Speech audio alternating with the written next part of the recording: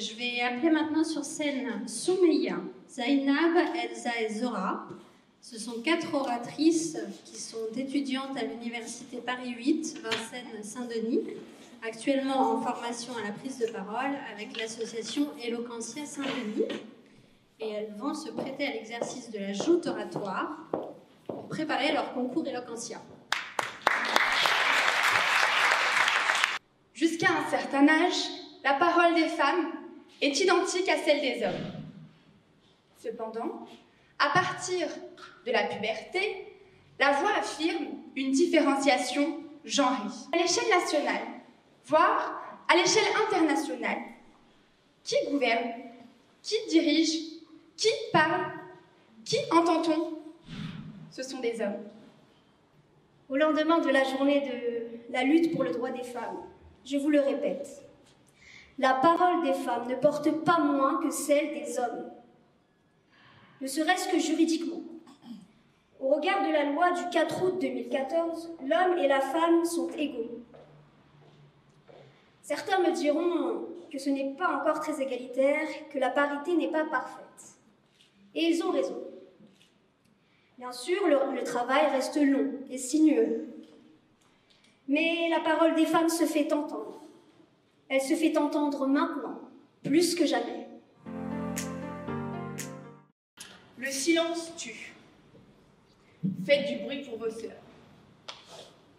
Ce sont les mots des femmes qui protestaient hier pour leurs droits. Protester, c'est exprimer un mécontentement, c'est lever contre quelque chose. En effet, le faire à voix basse est possible. Mais je doute que cela soit efficace. Je suis allée hier à cette manifestation. L'union fait la force, et cela a été illustré correctement. Des femmes, des enfants, des hommes criaient, chantaient, dansaient. Tous, ils protestaient. Je ne suis pas sûre que s'ils avaient fait ça en chuchotant, ils auraient suscité autant d'attention. Oui, on peut protester en chuchotant, car c'est un signe de force. Protester en chuchotant attire l'attention, le calme et l'écoute. Qualité qu'on ne trouve pas forcément quand on parle. Alors, mesdames et messieurs, quand vous vous insurgez, n'oubliez pas de marquer les esprits en chuchotant.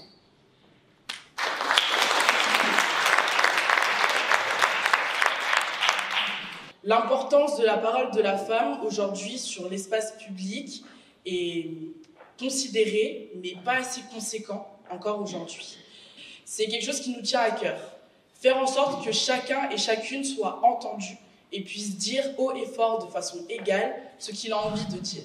La question de la parole des femmes est évidemment essentielle et je crois que comme il y a quelques années avec la loi sur la parité, il y aura pas dans ce domaine-là de mise en œuvre simple et automatique. Et donc il faut se donner quelques règles.